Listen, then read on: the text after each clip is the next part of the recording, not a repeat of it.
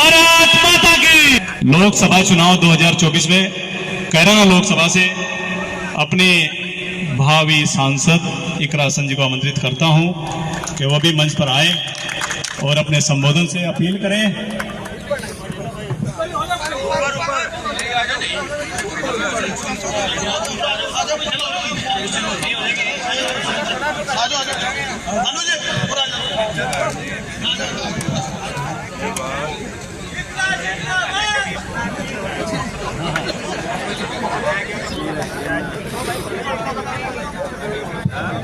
अभिषेक, सोनू भाई, राहुल भाई, मोनू भाई, सुमित भाई,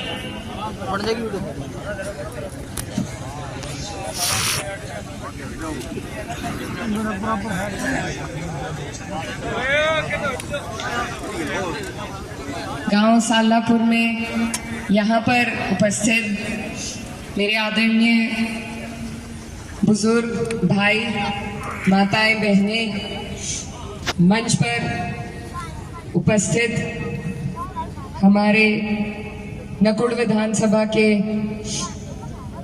पूर्व प्रत्याशी साहिल खान साहब, सुबह से हमारे साथ चल रहे पुष्पेंद्र चौधरी जी, हमारे बीच में मेरे मामा मज़ाहिर राना साहब और धर्मवीर खटाना जी,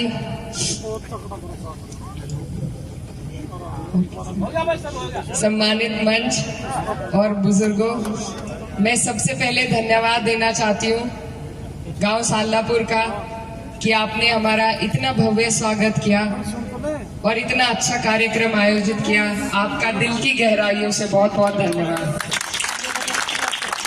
और सबसे अहम, मैं अपने भाई अनुज भाई और अभिषेक भाई और अंकुश भाई और जितने भी इनके साथी हैं, सभी का धन्यवाद देना चाहती हूँ। इन्होंने जो मेहनत की है इस प्रोग्राम के लिए, और जब भी मैं यहाँ आती हूँ नकुड़ क्षेत्र में, तो मुझे हमेशा भाइयों की तरह प्यार देने वाले मेरे तीनों भाई, आपका बहुत बहुत शुक्रिया। आज आपके बीच में चुनाव का दौर चल रहा है, मैं वोट की अपील करने के लिए आई हूँ। 19 तारीख है, साइकिल का हमारा निशान है, और आप सबसे मेरी अपील है कि आप लोग इस बार बदलाव के लिए वोट दें, क्योंकि जो हालात हमारे देश के हैं आपके सामने हैं। डबल इंजन की सरकार है, लेकिन आपको और हमें क्या उससे फायदा हुआ ये हम जानते हैं। हमारा क्षेत्र अभागा रहा है, यहाँ कोई लाभ डबल इंजन का नहीं पहुंच पाया, और ये जो सरकार है बार बार उदाहरण देकर दिखा चुकी है कि ना ये गरीबों की सरकार है, न मजदूरों की, न किसान हित की, न छोटे व्यापारी की, ये सिर्फ उद्योगपतियों की सरकार है। इन्होंने 16 लाख करोड़ रुपए उद्योगपतियों का माफ किया है कर्जा, लेकिन किसान का कर्ज माफ करने के लिए इनके पास पैसे नहीं है। आपसे और हमारे साथ हमेशा छलावा किया जाता है, कोई नीति हमारे लिए नहीं बनाई जाती। जो पहले से मौजूद नीतियां हैं उनको इस तरीके से खत्म किया जा रहा है कि जो लाभ उनका आपको और हमें पहुंचता था वो ना पहुंचे। हमारे भाई यहाँ खड़े हैं, पहले फौज की तैयारी करते थे, आज अग्निवीर बनाकर उन्हें खड़ा कर दिया ताकि उन्हें पेंशन ना देनी पड़े। यही हाल किसी भी वैकेंसी का, जब कोई, वैसे तो ये भर्ती कराते नहीं, लेकिन जब कोई वैकेंसी निकलती है तो उससे पहले पेपर लीक कराकर फॉर्म के माध्यम से आपके पैसे ले लेते हैं, लेकिन आपको कुछ देने का काम नहीं करते। आज महंगाई कितनी बढ़ गई है ये मेरी माँ बहनें आपको बता देंगी। जो बजट के हिसाब से अपना रसोई चलाती थी, आज 1100 का सिलेंडर उन्हें लेना पड़ रहा है, तो वो कितनी परेशान इस बात से हैं ये आप उनसे पूछिए। आज आपके ट्यूबवेल तक बिजली के मीटर पहुंच गए हैं, और जो बिल आ रहे हैं वो बेहिसाब आ रहे हैं। तो आपके और हमारे कल्याण की जो भी योजना सरकार का काम है जो बनाना, वो अब तक तो कोई हमारे सामने आई नहीं। सड़कों की बात करते हैं, हाईवे की बात करते हैं, हाईवे बाद में बनते हैं, टोल बूथ पहले बन जाते हैं। और उन हाईवे बनाने के लिए भी आप और हम जब गाड़ी खरीदते हैं तो लाखों का रोड टैक्स भरते हैं। तो ये जो सारी बातें हैं, कानून व्यवस्था की ये बात करते हैं, महिलाओं का किस तरह शोषण इस सरकार में हुआ है, चाहे मणिपुर की घटना हो, चाहे हमारी महिला पहलवानों के साथ जिस तरीके से दुर्व्यवहार हुआ, या हाथरस की घटना हो, ये सब आपके सामने है। इन्होंने असंवैधानिक जो कार्रवाई करी है बुलडोजर चला चलाकर, वो भी आपके सामने है। तो ये जो सारी बातें हैं, ये जो सारी समस्याएं हैं, ये हमें याद रखनी है जिस दिन हम वोट डालने जाएंगे, क्योंकि यही मौका है। हमारे किसान भाई यहाँ पर बैठे हैं। हमारे जिले में शामली में 3 महीने तक किसानों का धरना चला अपनी पेमेंट के लिए, लेकिन भुगतान आज तक बकाया है। तो ये ऐसे लोग हैं जो हमारा पैसा भी हमें देने के लिए हमें महीनों महीनों परेशान करते हैं, तरसाते हैं। धरने देकर हमने आपने देख लिया, कोई सुनवाई किसी की नहीं है। अब अगर कोई माध्यम हमारे पास बचा है तो वो वोट का माध्यम है। इसीलिए मेरी आप सबसे मेरा यही निवेदन है कि आप लोग अपने वोट का इस्तेमाल बदलाव के लिए करें, क्योंकि जब व्यवस्था इतनी बिगड़ जाती है तो उसमें सुधार लाने के लिए बदलाव जरूरी है, और बदलाव का माध्यम वोट है। यहाँ पर हमारे सर्व समाज उपस्थित है, और आप लोग जिस तरीके से यहाँ पर बैठे हैं, जिस भाईचारे के साथ आप बैठे हैं, यही भाईचारा आपको और हमें बनाकर रखना है। तभी हम किसी पार्टी से, किसी नेता से कोई काम ले पाएंगे, क्योंकि इनका काम है हमें आपस में भिड़ाना, कभी धर्म के नाम पर, कभी जातियों के नाम पर, ताकि हम आपस में उलझे रहें और काम की बात इनसे ना पूछ सके। तो ये जो आपने खूबसूरत यहाँ पर गुलदस्ता सर्व समाज का बनाया है, इसको इसी तरीके से बरकरार रखें। और यहाँ पर हमारा कश्यप समाज भी मौजूद है। आप सबको मैं यही कहना चाहती हूँ कि आप लोग अगर बीजेपी का साथ छोड़ दें तो मुझे नहीं लगता कहीं भी वो जीत पाएंगे, लेकिन आपका वोट लेकर उन्होंने आपको दिया आज तक कुछ भी नहीं है।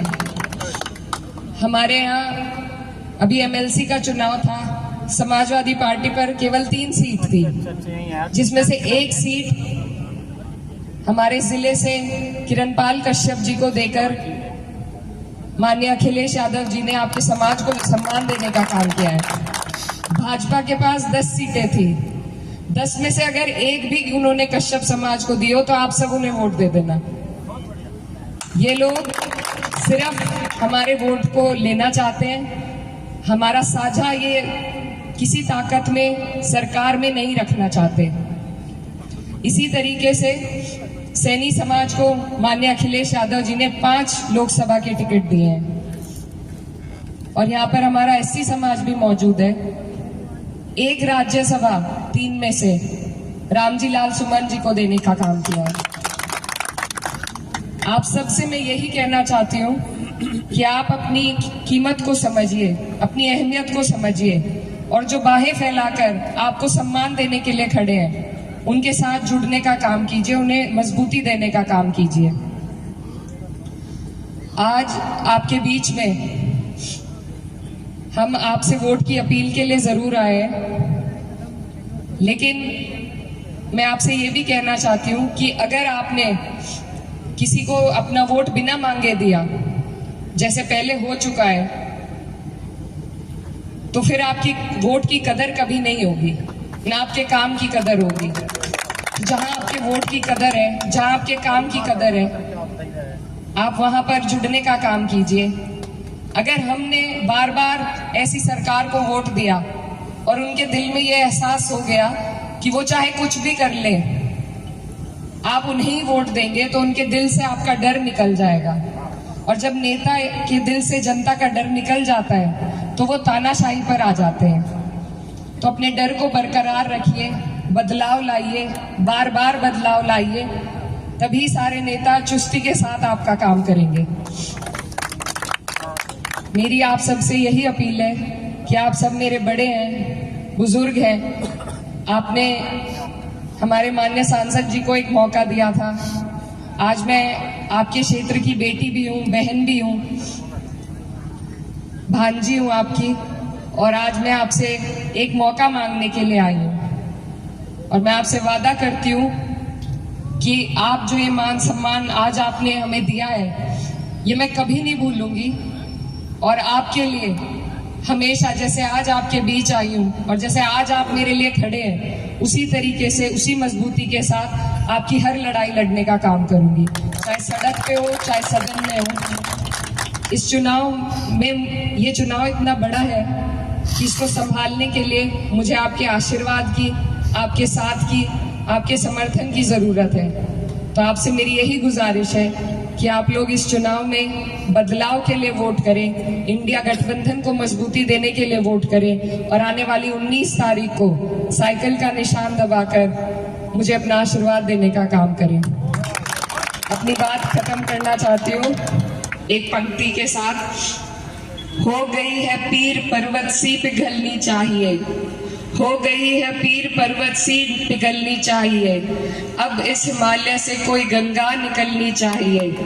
सिर्फ हंगामा खड़ा करना मेरा मकसद नहीं, मेरी शर्त है कि ये सूरत बदलनी चाहिए। चौधरी इकरा हसन। सामने जो है जलपान की व्यवस्था है, और अध्यक्ष जी एक बार आप भी